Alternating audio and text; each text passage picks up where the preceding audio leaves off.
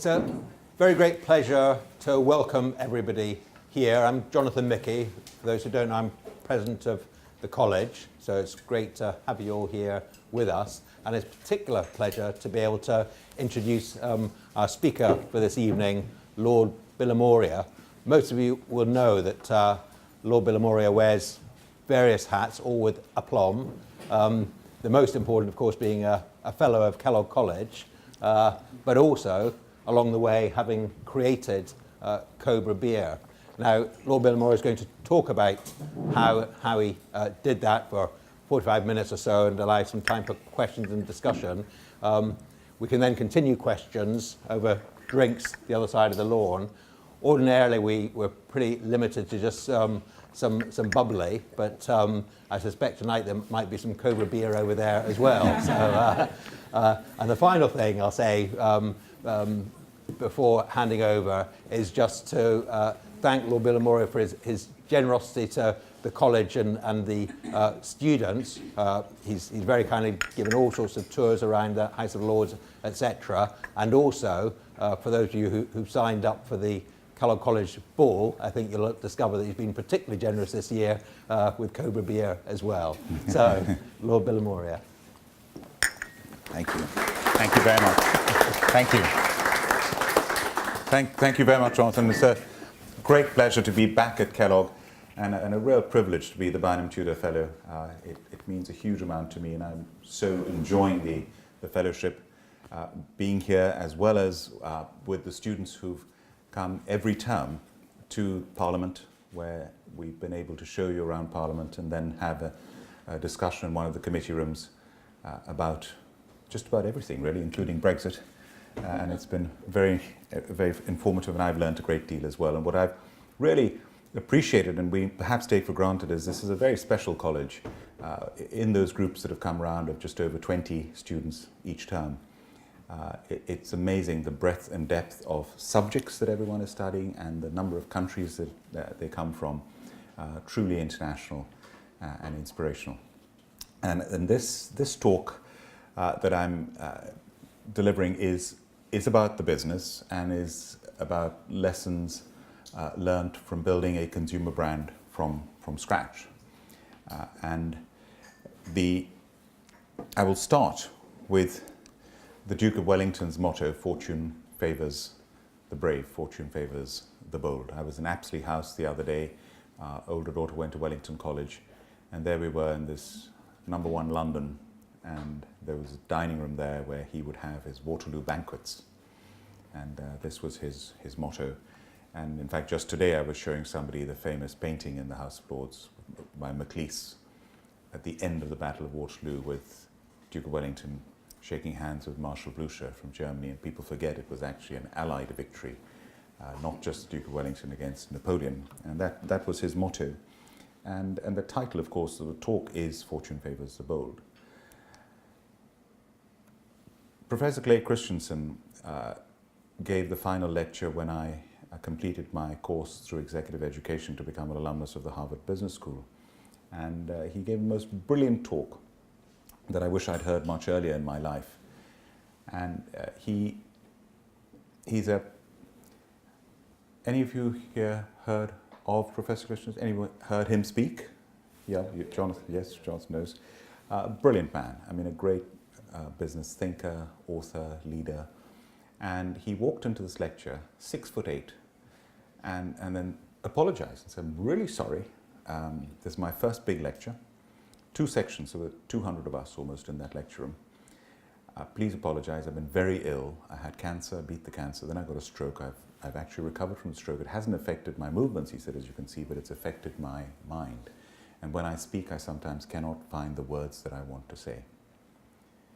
He said, "If that happens in this lecture, would you please shout out the words? It might save some time." And we had to shout out the words many times. And at the end of it, he was in tears and we were in tears. And the message of his talk was very simple. He said, "Have you all thought and stopped? What is the purpose of your life?" And he asked us that question. How many of you have actually stopped and thought, what is the purpose of your life? And linked to that, how will you measure your life? And there's no right or wrong answer. And when you listen to this story, a business story, an entrepreneur starting from nothing, what is the purpose of it? Where's it going to end up? How will you measure it? And how does it fit into the context of one's life? It is a story of aspiration, inspiration, perspiration. That whole saying of genius is 99% perspiration is absolutely true. It's hard work, no shortcuts. And if there's one word that I was told very early on from a successful entrepreneur from Hyderabad, where I'm from in India, and we found this entrepreneur in Leeds, and my business partner Arjun and I, who was also from Hyderabad, went up to see him and said, look, could you give us some advice? And I remember sitting in his kitchen in Leeds, and he gave us advice, and he said this one thing. He said, you know, I've noticed successful entrepreneurs, there's one word that sets them apart from other people, and that is they have guts. They have the guts to do it in the first place. Many people have business ideas. Okay, how many of you actually have business ideas? Can I just see any hands up? Great. How many of you have put those business ideas into practice already and started your own businesses? Can I see a few, right? The rest of those hands that went up, are you going to do what those who put their hands up? It takes a lot of guts to do it, to give up whatever other opportunity you have. In my case, I had a law degree from the other place, I won't swear. I was a qualified chartered accountant with EY. I had a commerce degree from India. I should have gone into corporate finance or M&A or been a lawyer and accountant. And my friends were driving around in their BMWs, and I took the risk and started my own business. So that takes guts. But he said more than that is they have the guts to stick with it when others would give up. And I've nearly lost my business 3 times, and we can talk about that later. At business school, they often talk about blue ocean strategy. And blue ocean strategy is, the best way is to give you an example. I met this French Canadian called Guy de la Libertaire, and he was a street performer, street artist in Canada, and he came up with this concept of a business idea where he put together street performance along with gymnastics, acrobatics, ballet, opera, theatre, musical, circus, all put together in a new performance called Cirque du Soleil. How many of you have seen Cirque du Soleil? Yeah, a lot of people. Every element of Cirque du Soleil has existed in most cases for centuries, but no one ever put it together in the way that he did. And I always say Cobra is a blue ocean strategy product. I didn't invent beer. Beer's around thousands of years.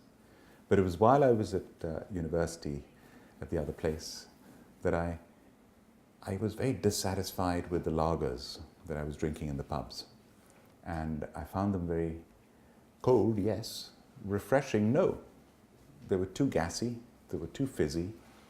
They were bloating. They were bland. They were basically horrible. And I'm not going to name any names of brands because that's very unprofessional. And an English friend of mine introduced me to real ale. Any of you here like drinking real ale? IPAs, ale, bitters? Yeah, I love the stuff. I took an instant liking to ale. I could drink them easily, smooth, delicious, easy to drink, but I couldn't drink ale with food because the ale was too heavy and too bitter. And the lager was just terrible on its own. And then I'd go to Indian restaurants. I missed my Indian food from India at least twice a week. And you want something cold and refreshing with spicy food, so you have a lager, and this bloating lager with spicy food was uncomfortable. I thought, this is ridiculous. The restaurant owner could be selling me more food and more drink. Why don't I bring out a beer that has the refreshment of a lager and the smoothness of an ale combined, that will appeal to men and women alike, that will have a globally appealing taste, and that will accompany all food, including Indian food? And that was my idea. Simple idea. Why didn't somebody think of that before? And I think the beauty of innovation and ideas is that 100 years from now, somebody will come up with an idea as simple as Cobra beer and say, why didn't somebody think of that before? One of the professors I've worked with he's an Oxford graduate who's now teaching at the Cambridge Judge Business School. called Marc Durand. And Marc defined this word serendipity. Can you all hear me clearly at the back? Is it all clear? Yeah, thank you. Serendipity, you'd say, what is serendipity? Lucky? Fortuitous? Serendipity is seeing what everyone else sees, but thinking what no one else has thought. Seeing what everyone else sees, but thinking what no one else has thought. And that brings me to luck. And if I were to ask somebody, well, how do you define luck? Well, there is a lot of luck involved in any business story. And the best definition of luck that I've ever come across is luck is when determination meets opportunity. And I picture it as waves that are going past you in your life. And if you're determined, you might just catch one of those waves. If you're not determined, those waves will go past you all your life. Now, I'll give you an example of luck. My business partner and I started off Cobra Beer, but we didn't start with Cobra straight away. We wanted to build up experience, so we started importing products from India to build up experience of sales, marketing, procurement, supply. And while we were doing this, we came up with the idea to import seafood from India. And we had a mentor, and I think it's very important to have a mentor. And our mentor was off the Edgware Road, and he was a retired Indian fighter pilot for the Royal Indian Air Force in the Second World War. He then worked for Air India, traveled around the world, worked around the world, lost both his legs through diabetes. Didn't stop him doing anything. We'd walk into a study with always a big smile. Come on, boys, sit down. Tell me your troubles. Oh, Uncle Keshav, we've run out of money again. Don't worry, boys. And he'd give us advice. He'd make introductions. So one day we went in, very enthusiastic. He said, so boys, what's happening? We've come up with this new idea, Uncle Keshav. We want to import seafood from India. Seafood? What? You're joking. Just sitting where you're sitting with one of my best friends from India, from Bangalore, who's just opened up a seafood factory in Cochin in Kerala, and he told me if anyone wants to import seafood, please put them in touch with me. Arjun and I looked at each other, wow, lucky. He said, he left some brochures. I'll send them to you. I can't find them. I'll send them to you. Next day we got the brochures. We looked through them. Pal's Seafood. Pal's Seafood, Pal's Seafood. Sounded familiar to me. Got to the end of it. Pal's Seafood, a division of Mysore breweries, the brewers of the famous Pal's beer. And I said, Arjun, this is Pal's beer. I know it from the Indian Army messes. Forget the seafood. This is my beer idea. Uncle Keshav, we're not interested in seafood. Would they be interested in exporting beer to us? I'll ask them. So luck, next luck, they'd never exported beer before. Next luck, they were the biggest independent brewery in India. Next luck, they were doing really well. Next luck, they really wanted to export beer to the UK as a matter of prestige. Next luck, they had the best brewmaster in India, Dr. Cariappa, a great nephew of the famous Field Marshal Cariappa in India. And the next luck, Pal's Beer, they said, we'll send you Pal's Beer. We did a bit of research. Pal's is the name of a dog food over here. Thank you so much, but this is the problem. Okay, we'll give you our best-selling product. Their best-selling product was a 8% strength strong beer called Knockout. And the label was one boxer having floored another boxer. Thank you so much. This is not quite what we're looking for. They said, you know something? You boys have no experience in our industry. You have no money. All our competitors except Kingfisher have actually failed. You're probably going to fail. We want the prestige of exporting beer to the UK. Why don't you do it under your brand name? So when it fails, it's your brand that fails. Now look at that luck. If I had imported Pal's or Knockout or whatever brand they had, I wouldn't be here talking to you. I would have been an agent or a distributor. Our most valuable asset is the Cobra Beer brand. And we could have chosen any brand we wanted to. And then I went to India, sat down in the laboratory with Dr. Cariappa with 30 sample bottles of beer that I'd selected to describe the taste I had in mind of this beer with this smooth texture and taste. And we created Cobra Beer from scratch. So luck plays a big part. The other important word in the journey is trust. My business partner, Arjun Reddy, our families have known each other for 4 generations. I would have trusted him with my life. And I saw very good film that was sent to me from Harvard by Professor Frances Fry on trust, a TED talk that she gave. Has anyone seen this TED talk on trust that Frances Fry has given?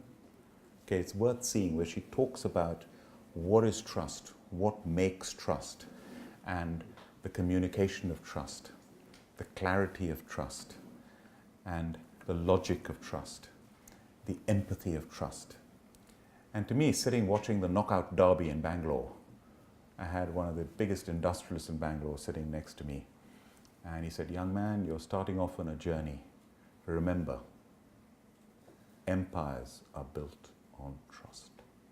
Empires are built on trust." So the recipe for Cobra, very simple, for German beers. Any Germans here? No Germans? Okay. Well, German beer, that's what they can do. They can't do anything else. And they make very good beer, but they're restricted in what ingredients they can use. With Cobra, it's much more complex, where we have more than one variety of hops. We have wheat, and we have maize, and we have rice to give it this complex texture and taste. With business, you need to have a mission. Any business has to have a mission, and I think the mission is something you should be able to measure. And this was my mission from the beginning. It's still our mission today, to brew the finest ever Indian beer and make it a global beer brand. It's something you can measure at every stage. And you know, are we the finest ever Indian beer? You bet we are. Sorry, I'm boasting. And let me just clarify, if I ever boast while I'm talking through this talk, at Harvard Business School they said you must be confident but not arrogant. You must be ambitious but humble. You must be humbitious. So I'm ambitiously telling you we have the best ever Indian beer. And we're nowhere near a global beer brand. We've got a long way to go, but we're getting there in manufacturing and distribution. And we can measure that progress. It's always against odds. You don't stand a chance normally. If I'd tried Michael Porter's 5 Forces market entry analysis, this is a Harvard Business School professor who says before you go into any business idea and take it forward, you've got to pass these tests. So industry rivals, well, many of them. One, another one, another one. We would have failed every one of these tests. Substitute products, other competitors, you name it, we would have failed every one of these tests. So textbook-wise, I shouldn't even have started. And of course, when it's against all odds, everyone tells you you're going to fail. And your own family, who are closest to you, say, please don't do it. And they mean well, they're trying to protect you. Sadly, most businesses don't succeed. My father, of course, by now had become Commander-in-Chief of the Central Indian Army, had 350,000 troops under his command. We have Air Marshal Subramaniam here with us, who's a fellow at Oxford, who was at the Staff College where my father was Commandant. And the Indian Army is huge. And I used to go and see him when I was developing Cobra, go up from Bangalore to his headquarters in Lucknow in central India. Dad, isn't this great? My own beer, my own business, isn't this great? No money, they couldn't support me financially. And so he pulled me aside one day and he said, what are you doing? All this education. And you're becoming an import-export wala. Get a proper job. Become a banker or whatever. Anyway, he became my biggest fan once we succeeded. So for 7 years we brewed it in Bangalore, exported it to the UK. And the other lesson I learned very quickly is that on the journey you have to make decisions.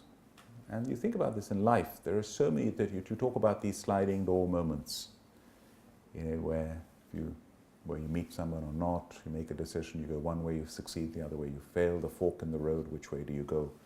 And constantly you have to make these decisions. Now, okay, in the armed forces, it's life and death decisions. Here, I describe it as the boldness to adapt or die.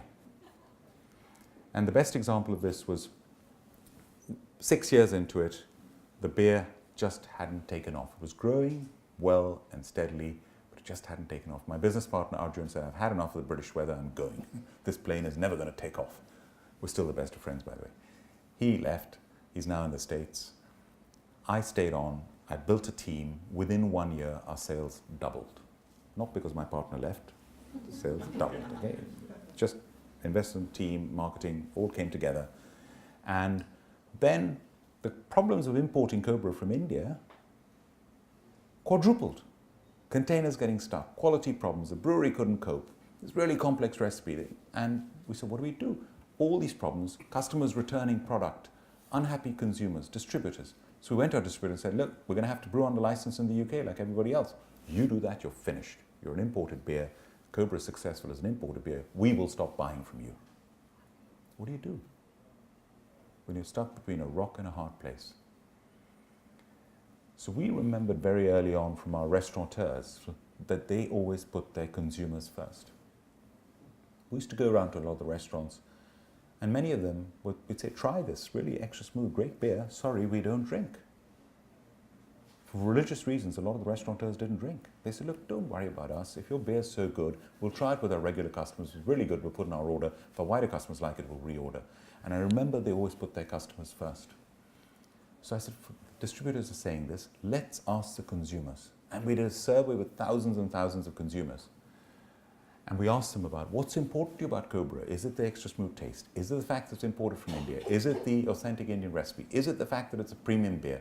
We jumbled up so there's no bias. And the responses started coming back. Overwhelmingly, by far the most important thing to the consumer was the extra smooth taste. And this shocked us. By far, the least important thing to the consumer was imported from India. I'm brewing here. I moved my production across here. All my problems are over, and I had world-class quality, world-class packaging. I could do draft beer as well, right at my doorstep. And it's because I trusted my consumers.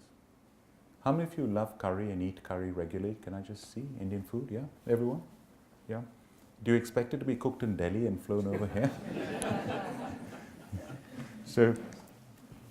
So now we're born in Bangalore, brewed in Bedford, now in Burton-upon-Trent, where I was yesterday at the brewery, UK, Belgium, and we have 3 breweries in India with our partners, Molson Coors. We've now distributed throughout the Indian restaurants, over 6,000 Indian restaurants now sell Cobra, Chinese, Thai, Lebanese, Turkish now more and more, supermarkets, cash and carries, more and more to pubs, and the exports are growing. I have my 10 P's of building a business. Here we are. This can apply, by the way, to any organization. It can even apply to Kellogg College or to Oxford University. So the 10 P's of any business are, 1, you have to have a great product. In our case, it's a premium product. It's got to be at the right price. So ours is an expensive product because it's a premium product, but you can have a value for money product. It's got to be available. So you've got to, no point having a great product if it's not distributed. So I showed you where Cobra is available in restaurants, supermarkets, off-license, etc., pubs, bars. And you've got to promote it. In the case for consumer brand, advertising, public relations, point of sale, sales, marketing, etc. If any of you studied marketing, these are the 4 P's of marketing. Okay. I have my extra P's. People. It's all about people. Even though we're a manufactured product, that product is useless without the people behind that product that make the product what it is. Finance. You can't do anything without the money. and especially in a growing business from scratch, it's the most difficult thing is raising finance. And it was always a struggle. Passion. I really believe that you really have got to love what you're doing. There's no point doing it otherwise. You follow your passion, not your pension. Profit is not a dirty word. You've got to make a profit. And it's all about partnership. And partnership, not just my business partner, the partnership is everyone you deal with, your suppliers, your consumers, your lawyers, your accountants, your advertising agents, your PR agency. You make them all your partners. Not your client, supplier, customers, but partners. And finally, it's about principles. There's no point doing it unless you do it the right way. And it's better to fail doing the right thing than to succeed doing the wrong thing. So those are my 10 P's of building any business that you can apply to any company, any entity. Talking about team and the question and answer, if you want to ask me, there's a great example of one of my team members that I can tell you about. So the next question I want to ask all of you, and there's no right or wrong answer, how many of you think you're creative? Keep your hands up, you're creative. Down if you think you're not creative. Can you just keep them up or down? An idea? So, okay, thank you so much. I asked this question around the world, and it's about this many hands that go up. Just under 50% of the room will go up. I was told throughout my childhood, a pretty young age actually, Karan, you are doing well academically, keep going, you should do well, but you're not creative. Why? I couldn't draw. I was useless at art, not creative. You will learn the piano. Karan learned the piano. I passed grade 1. Please give up. You're tone deaf, not creative. So I, throughout my childhood, university, college, just went through thinking I was not creative, being told I was not creative. And when I started my business, I realized that one of the most important skills you need as an entrepreneur is the ability to be creative. And I am very creative. And I didn't realize it until I started my own business. And it had been suppressed throughout my youth. What a waste. I just wish we would encourage our children around the world to have the confidence to be creative from a very young age, because everyone has it in them. And whatever business you're going into, whatever career you're going into, the ability to be creative is just a huge asset. So I think that's, and I could give you many examples of our creativity. This is, you all recognize a Cobra beer bottle. Well, most of you probably don't realize it's the only consumer product in the world. Each one of these icons stands for a stage in the Cobra beer story. No other consumer product has ever told its story visually as part of its packaging. And the inspiration was from Roman, Greek, and Persian columns where sculpture tells a story. We produced this amazing beer from Belgium. Ambitiously, I tell you this. The first lager to have an ale yeast double fermented like champagne and unpasteurized with an 18-month shelf life with the most amazing aroma, texture, and taste. No one had ever done this before. Non-alcoholic beers are disgusting. We produced one that's drinkable called Cobra Zero. So we're creative. And one of our latest innovations is Malabar IPAs. India Pale Ales, I love India Pale Ales, but they tend to be too bitter and too harsh. So how can I produce an India Pale Ale that is got all the characters in India Pale Ale, but is smooth like Cobra and drinkable and delicious and goes well with food? And this has got 5 varieties of hops in it. So we've done that. And then you can be really creative when you're advertising. And we didn't start advertising for about 8 years after we started the brand. Our first campaign was Saatchi and Saatchi. This was our spokesperson, Curryholic Dave.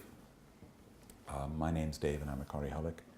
The beer Curryholics adore, it lets them eat more. The beer from Bangalore that lets you eat more. The less gassy, more classy Curryholics beer. I could go on. It worked very well as a campaign. And then we were ready for our first television campaign. And Saatchi and Saatchi said, we're going to make this in India. And I said, go for it, go, yeah, please, do it. They said, don't you want to know the budget? Oh, yeah, please tell me the budget.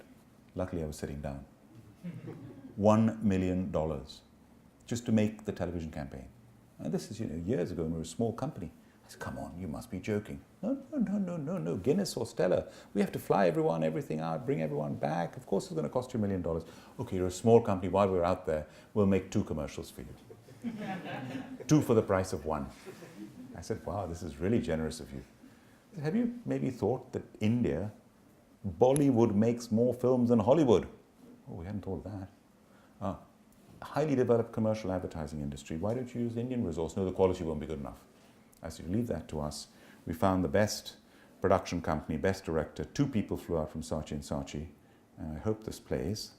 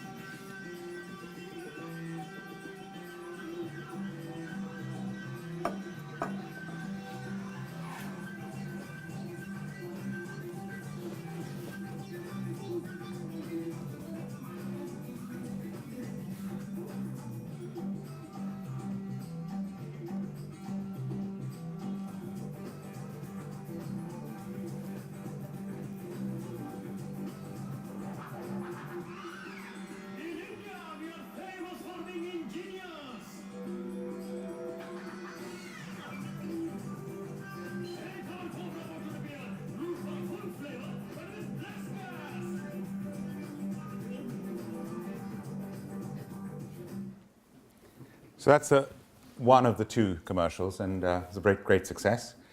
And then we went on and we said, how can we be more creative? And we decided to have a competition for young filmmakers throughout the UK to send in films and we sponsored the films on ITV. So every film, before the commercial breaks and after the commercial breaks, you have those 5 seconds on either side where most people put a product shot or a jingle. We said, let's have a film competition. So they had to produce a film, but without any Cobra in the film. And they could be real. Here's an example of one, which is really creative. So 5 seconds before the commercial break, commercial, 5 seconds after. And this would go on through the whole film.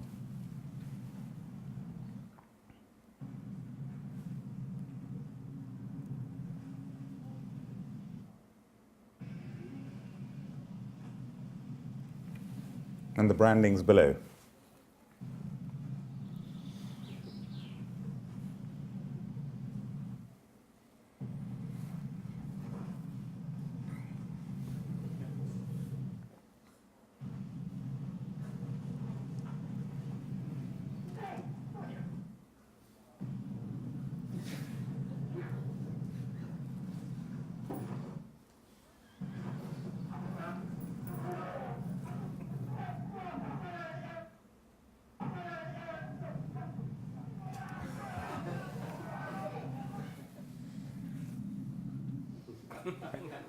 And we would have the award ceremony, the Curzon Mayfair. It was great, just encouraging creativity amongst young filmmakers in Britain, and it worked really well.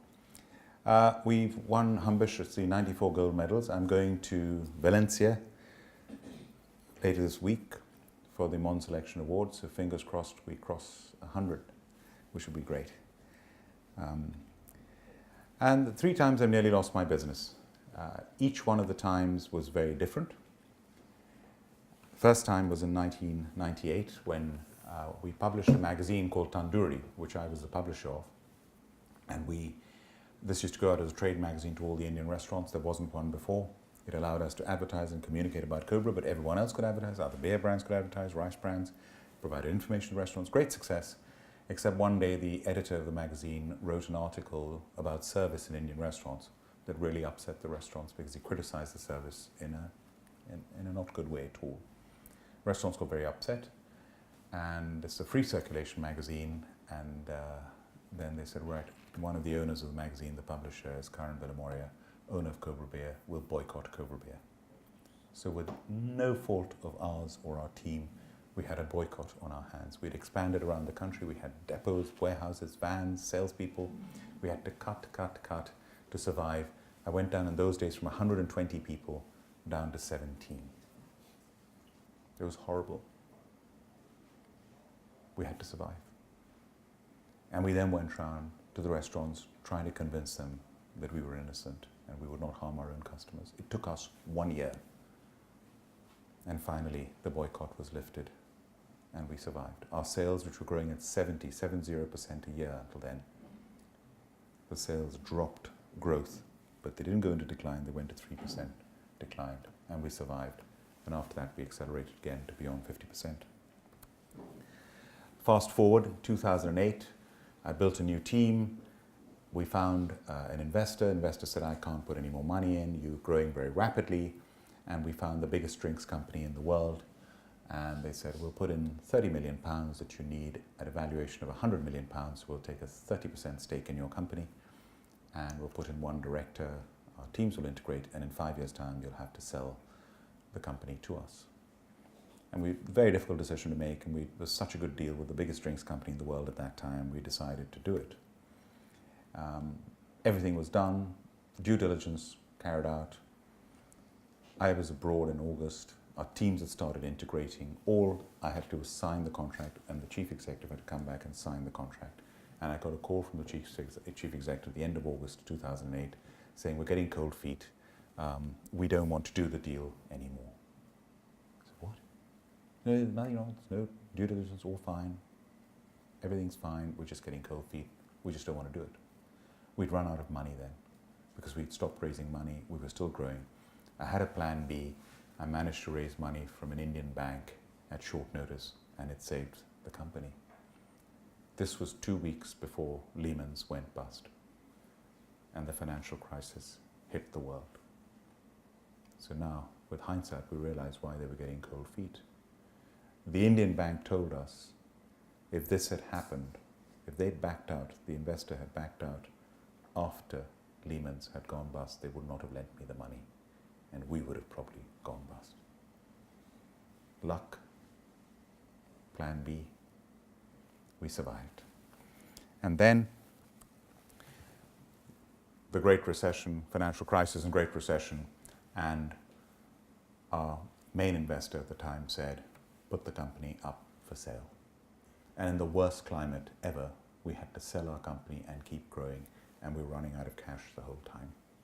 We were highly geared, we had too much debt, I'd hired the wrong management team, we hadn't seen the financial crisis coming.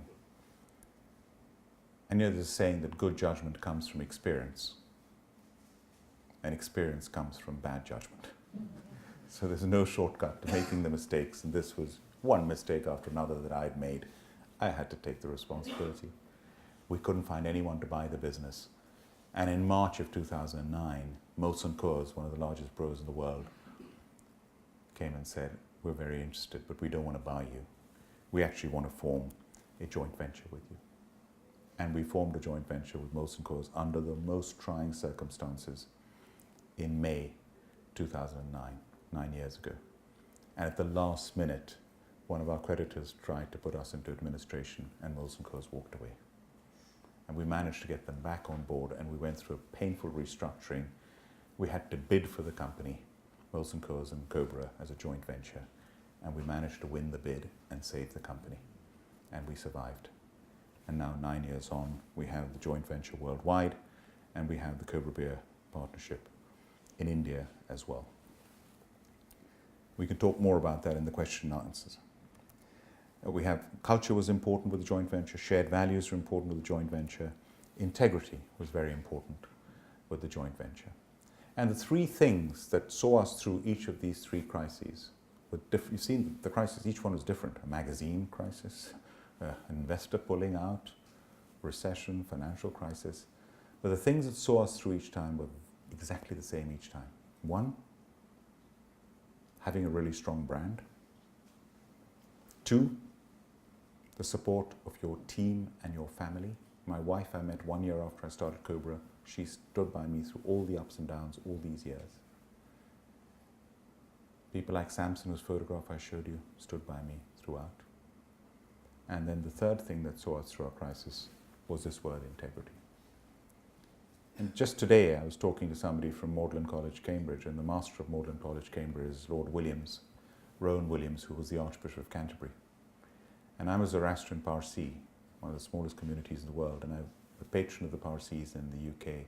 And we welcomed Rowan Williams when he was Archbishop of Canterbury to the community centre in Harrow in London. And I made the welcoming speech.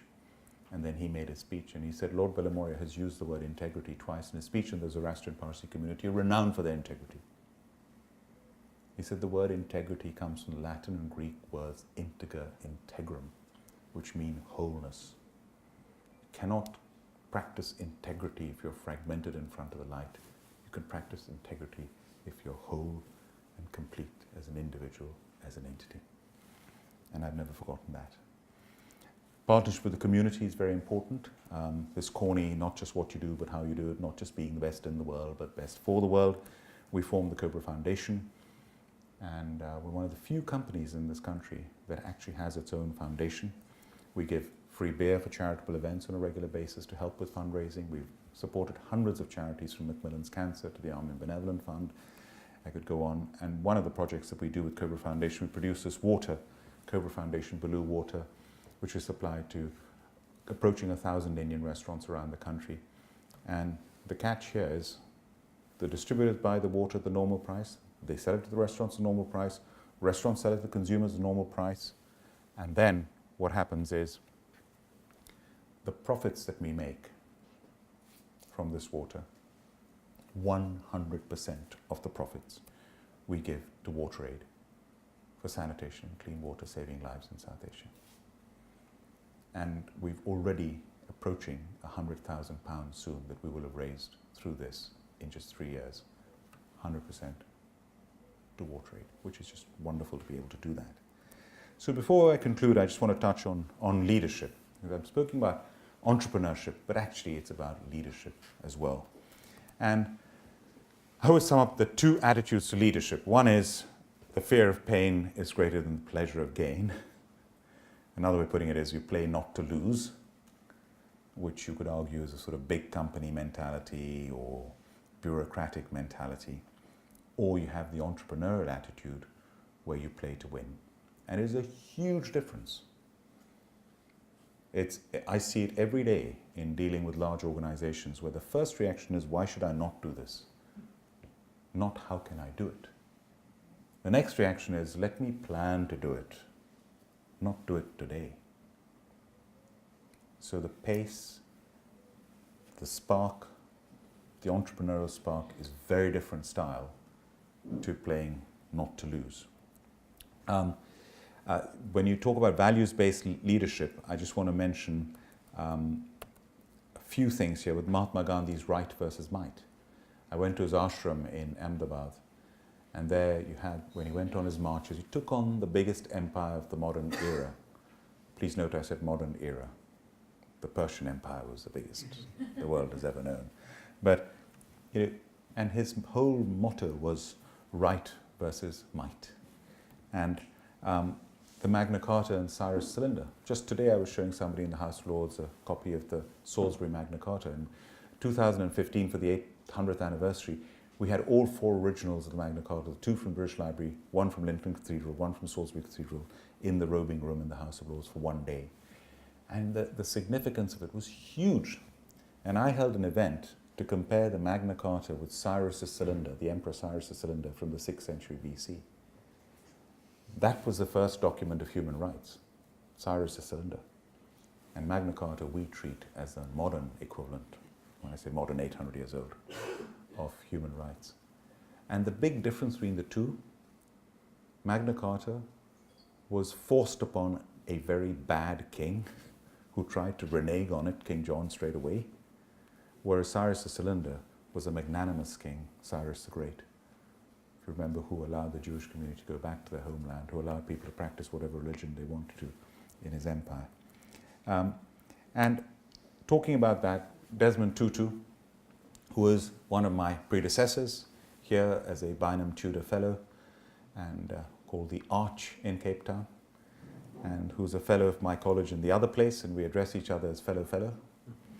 And he knew Nelson Mandela very well. I said, what was so special about Nelson Mandela? What was it about him as a leader? And he said, well, he was magnanimous. He was magnanimous. He would never walk out of a dinner. He would go and meet everyone before leaving. He would never just get out of a helicopter. He would thank the pilots. He would meet everybody. He'd make the time for people. He was magnanimous. The Dalai Lama, when I met him, talked about serving his people. And so, before concluding, there were two of those adverts. Here's the second one.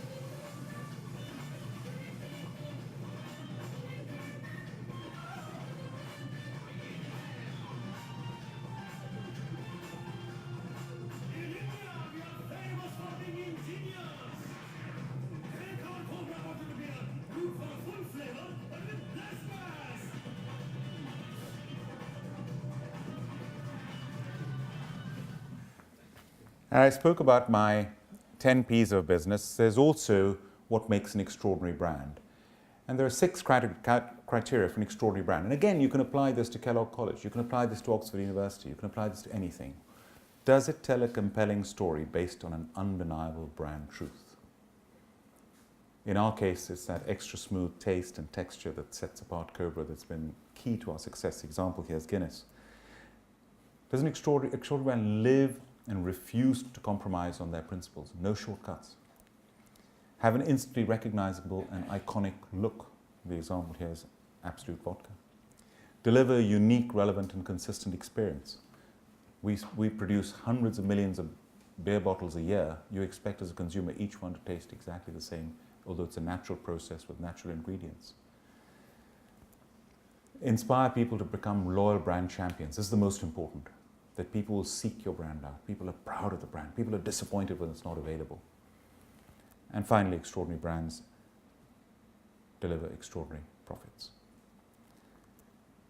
My wife is South African, and in this journey, this has always been the case that if you want to travel fast, you travel alone, but if you want to travel far, you travel together. It is a story of partnership and collaboration throughout. And I spoke to you about our mission. Well, the vision to me is more important than the mission because it's all about attitude. And this is our vision. And this is, I always say, almost a definition of entrepreneurship. You come up with an idea, you want to get somewhere with the idea, you've got all the odds stacked against you, you have little or no means, and you just go out there and just make it happen, and you make it happen with integrity, and then the sky is the limit. And here is, to conclude, oh, didn't play. We try once more, otherwise we can carry on.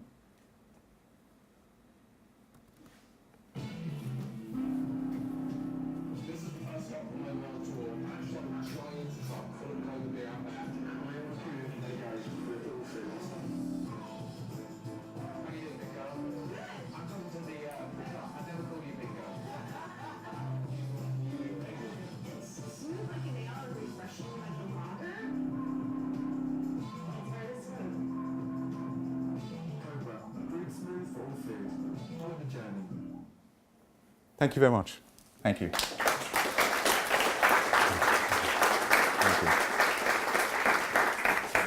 Thank you.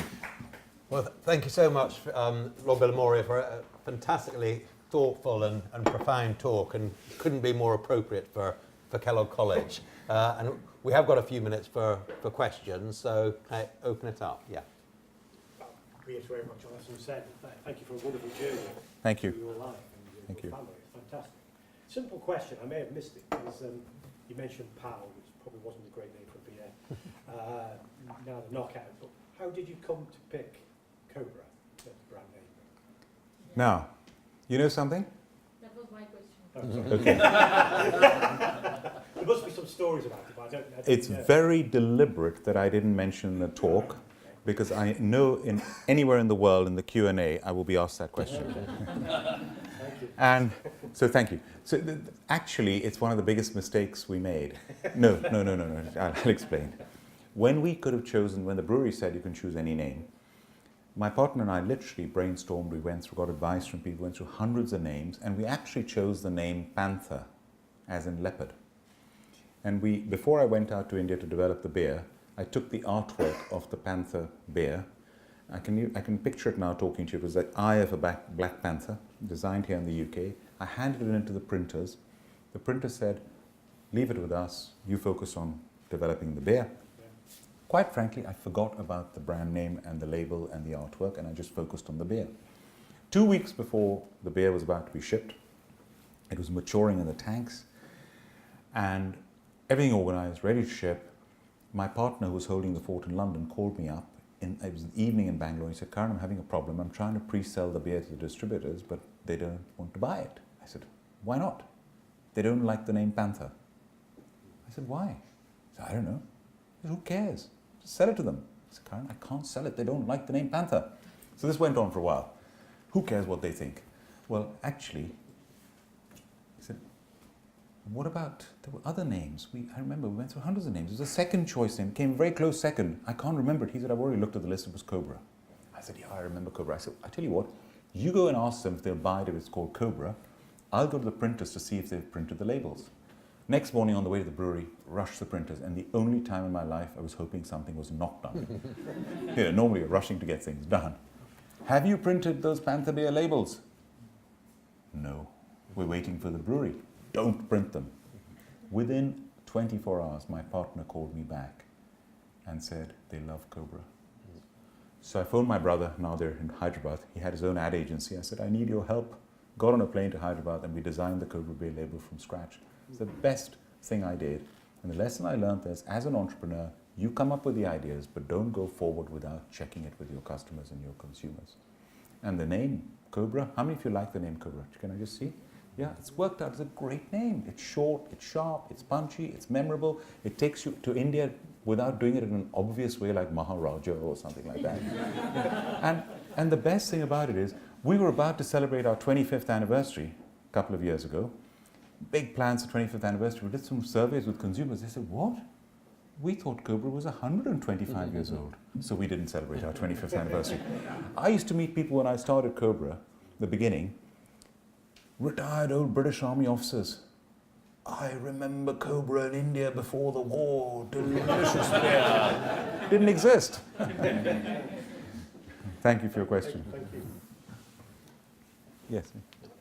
A strong interest in the concepts around entrepreneurial leadership. In regards to the non-cognitive skills you talked about with boldness and guts and determination, are those skill sets that you have, or do you believe that can be developed and trained?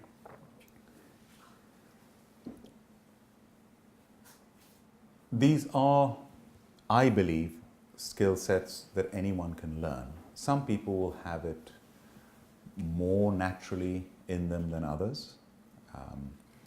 Some people will have more resilience in terms of the word guts and boldness than other people might have a tolerance for, because it's not always for everyone. But I do believe that if you're exposed to entrepreneurship, if you listen to entrepreneurial stories, learn from them, engage with entrepreneurs, anyone can be an entrepreneur if they really want to. And I do believe it can be taught. But obviously anything in life, some people might be better at it than others, but anyone can do it, is my strong feeling. Are you happy to? Yes, I'm happy to, yes. You mentioned your setbacks and how one gains from unfortunate experiences. How do you personally avoid not getting cynical about human nature by virtue of these these bad experiences? That is, that bad experience was good in a larger sense, but taken too far, you could easily become cynical the next time around. Yeah. How do you personally handle it? So the other way of looking at what you've just said is another aspect of what entrepreneurs, it's this Churchill saying, if you never give up, you never ever give up. Now, I shared the platform once with Jimmy Wales of Wikipedia, the founder of Wikipedia. And we both said the same thing, completely uncorroborated. We said entrepreneurs never give up, but entrepreneurs also know when to give up. I mean, that's completely contradictory. And here's the difference. When we started in the early days, we were importing various products from India. Polo sticks, I imported polo sticks and sold them, Lily Whites and Harrods. We imported silk goods. But we also looked at things. Hyderabad, where I'm from, is famous for pearls. Any lady that goes to Hyderabad leaves Hyderabad with a string of pearls. So we thought we'll corner the world pearl market. We know all the sources of the pearl manufacturers in Hyderabad, and we got those. We couldn't sell one string of pearls. My partner even went on a course with Mikimoto. The Japanese pearls are much better quality and much better price. Are we going to carry on trying to sell pearls from Hyderabad? No. We got the agency to sell Bombay Dyeing, one of the biggest textile companies in India, their bath towels. Through our connections in India, you have the agency for Bombay Dyeing bath towels in the UK. My partner and I thought, license to print money. We couldn't sell one bath towel.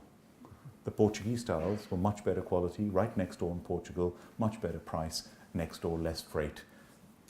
We're going to try and sell Bombay Dyeing bath towels? Of course not. So you've got to know when to give up. With Cobra Bay, on the other hand, in the beginning, we got the repeat orders. 99% repeat orders from day one.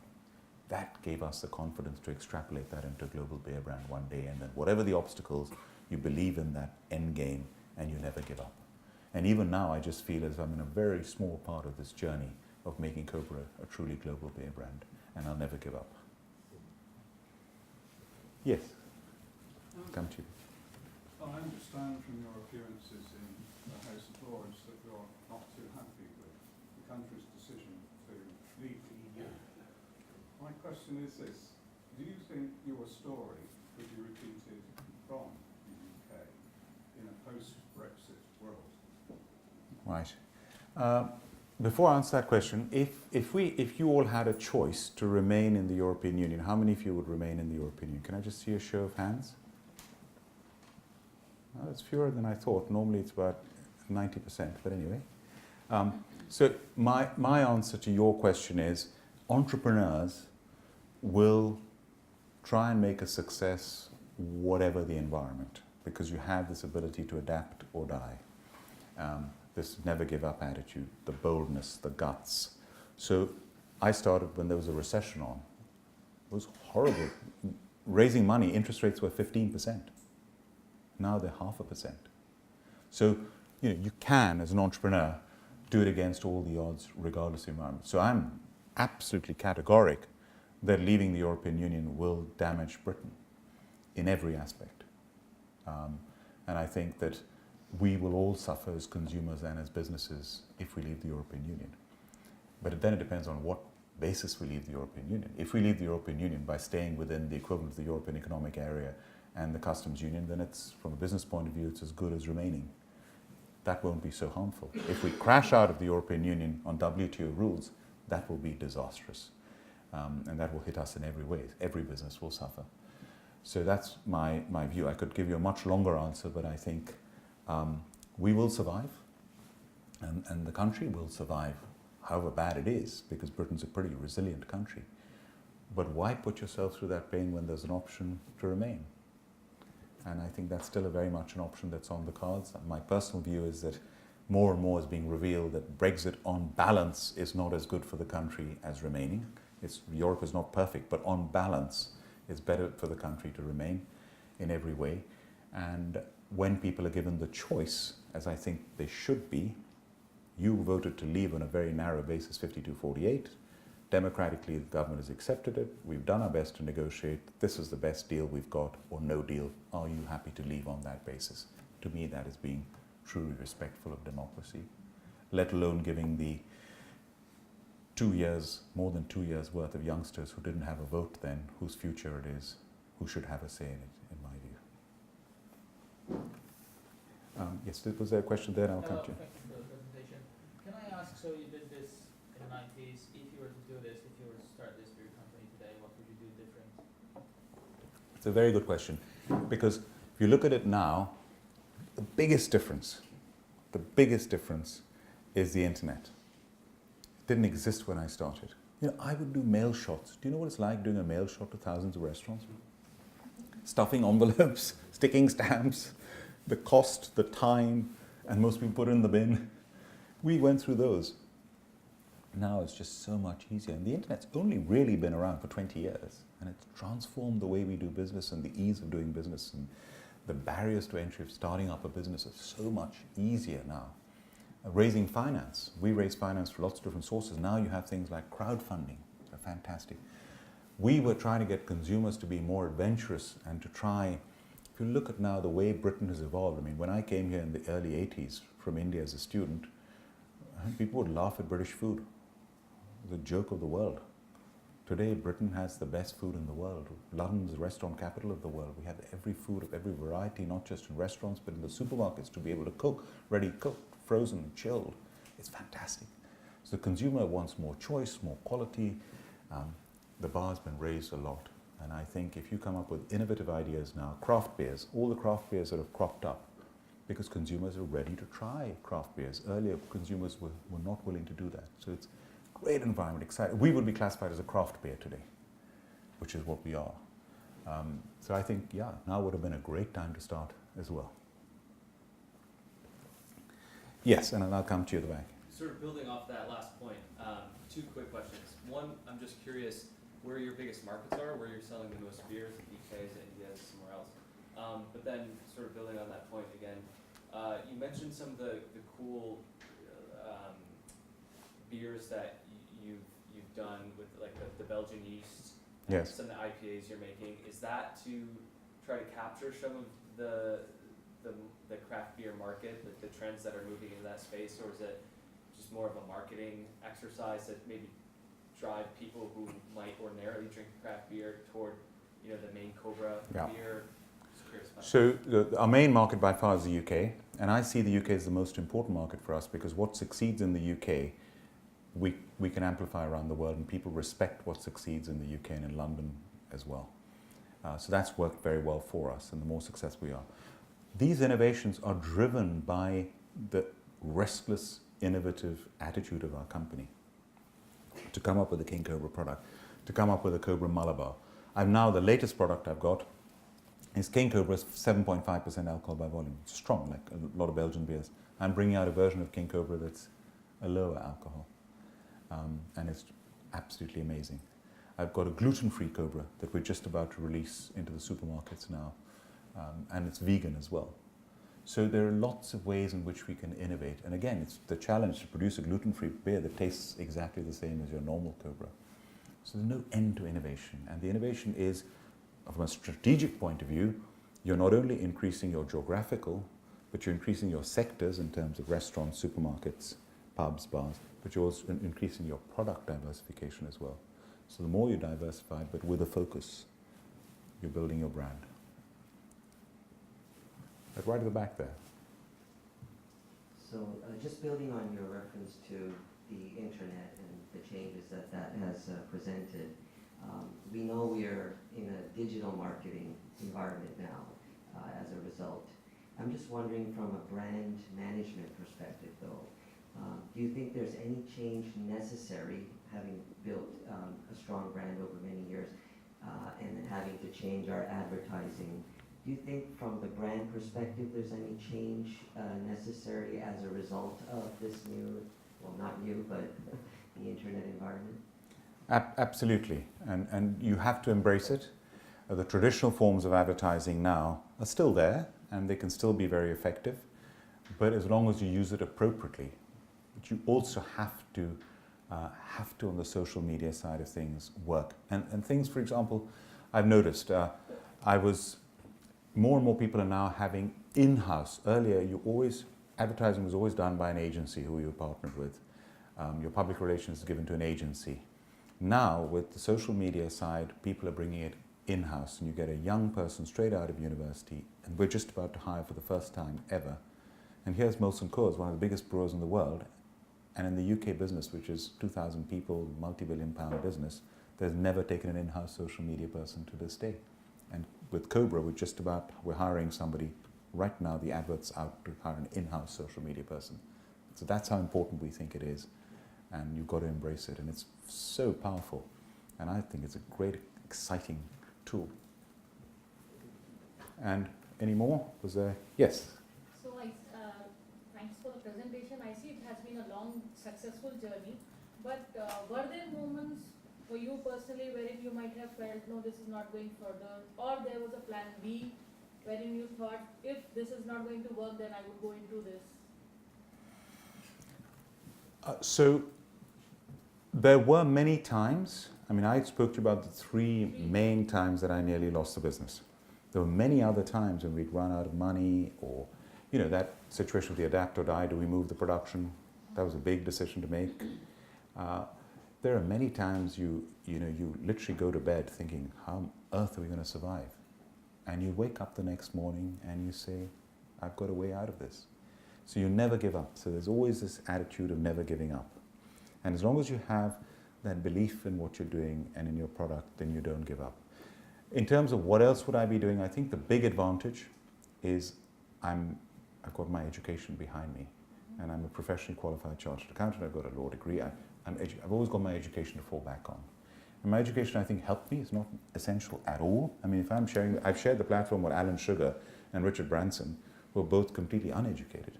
They're anti-education. Richard Branson is basically a waste of time.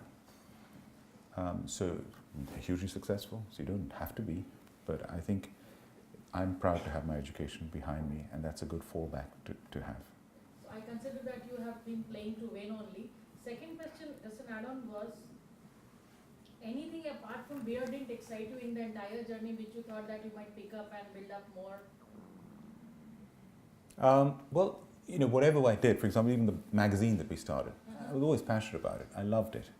But it was it was not the main business. The main business was beer. We brought out a wine called General Bilimoria wines, named after my father, which is available in hundreds of Indian restaurants.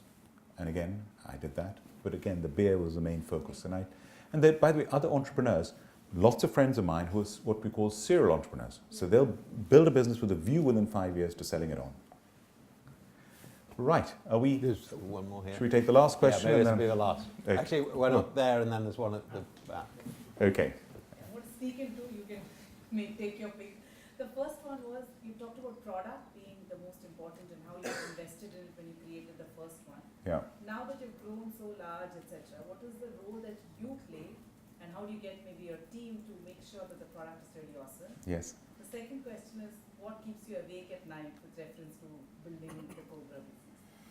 Yeah, I mean, I'm very lucky. I sleep quite well. So, no, but in the really bad crisis times, even I, who sleep very well, you know, I'm one of these people I can get by on 4 or 5 hours sleep a night, and I sleep well in those 4 or 5 hours. But when things are really bad, it's even you know, it's tough. In those situations I've spoken to you about, when I nearly lost my business, it's not easy to sleep at that time. But nowadays, to me, linked to the first question as well, my main role now is, as the chairman of the company, the founder, entrepreneur of the company, is to drive it forward, is to continually challenge my team to be more innovative, is to come up with ideas, is to help make those ideas happen. So each of these ideas, like the Malabar IPA, is my idea. The gluten-free idea, on the other hand, came from within Molson Coors, my joint venture partners. And it's a question of saying, great, now let's run with this, and how can we help? It's being an ambassador for the brand continually. Motivating my team, inspiring my team as best as I can, leading my team. That's the role of me as a leader, continue with this vision of where we can get to with Cobra. So yesterday evening I had a dinner meeting with one of our biggest hotel customers. We have 20 hotels in London, with 2 of my sales teams. So it's constantly being with them at the sharp end, being an ambassador for the brand, but also strategically helping the business throughout. I hope that answers your question. I would just like to explore a little more one of those bad signs, which is the Molson Coors deal, which was a pre-packaged administration. Yes. And for those who don't know, it's considered in many quarters to be sharp practice to sell a company before the administrator is appointed to the existing owners and basically stuff the creditors. And I was wondering what the mindset was that you felt that was an integrity, an act of integrity rather than a necessary evil, as one or judges described that technique. Right. So this is when I said, if you remember, we nearly lost the business the last time, and I hope it was the last time ever. I told you a creditor tried to close us down by putting us into administration when we had this joint venture agreed with Molson Coors. And the only way then to survive, for the business to survive, was to use this perfectly legal mechanism called a pre-pack administration. And the very sad thing is, you're absolutely right, it's got a very bad name because it is misused. It is used by companies to wipe out their creditors, wipe out their shareholders, and start the next day with a clean sheet of paper and carry on the same business as if nothing had happened. In our case, it was forced upon us, and there was no other way. If we had not used that pre-pack administration, Cobra would have disappeared. The brand would have gone, my team would have gone, everything would have been finished. So it is the least worst alternative. Then it's like everything in life. If you listen to my stories, how do you do it? It's not just what you do, but how you do it. So I said, first thing we do is we do it completely above board. And we gave over a week. And remember, we've been trying to sell this company for 9 months. So we had the information memorandum for everyone who's interested in buying the company. PwC and Rothschilds, our bankers, reached out to everybody and said, here's your chance, last chance to buy the business. You've got all the information. You can have more information if you want. This is the deadline for the bid. So it's exactly the opposite of what you said and what, sadly, a lot of people do. And the deadline was on the 29th of May. And we put in our bid with Molson Coors. And if anyone had outbid us, I wouldn't be here talking to you. So we had to win that bid with PricewaterhouseCoopers running the process with Rothschilds. Next, I could have then wiped out all my unsecured creditors. I am to this day paying off creditors as we speak from the dividends and the profits that we're making. Next, my employees. You can wipe out employees with the pre-pack administration by giving them statutory redundancy. I paid off every one of my employees their full amount that was due to them, and I took a lot of them with me into the joint venture. Next, I've given my employees shares, my share of the joint venture. Many people I may never see again in my life because of their loyalty to me and what they've done for me. I could go on. So that, I believe, is the right way of doing it. And here I am, that I've not only saved a brand that is doing really well today, I saved my employees, and my shareholders who were with me before have got shares in the joint venture with me where they would have been wiped out. So I've looked after everybody. So that's the way they're meant to be used, pre-packs. Sadly, it's unfortunately used the way that you have said by most people, which is a shame. So on that note, I will conclude, and I just want to say one last thing based on a question that I was asked earlier about, really it's about believing in what you do. And some of you may have heard me quote this before, but I was on the committee that put up the statue of Mahatma Gandhi in Parliament Square, and the 11th statue after Nelson Mandela. We made sure it was at the other side of the square from Winston Churchill. So my favorite saying of Mahatma Gandhi's is you've really got to believe in what you're doing, and because your beliefs become your thoughts, which become your words, which become your actions, which become your habits, which form your character, which determines your destiny. Thank you so much. Thank you.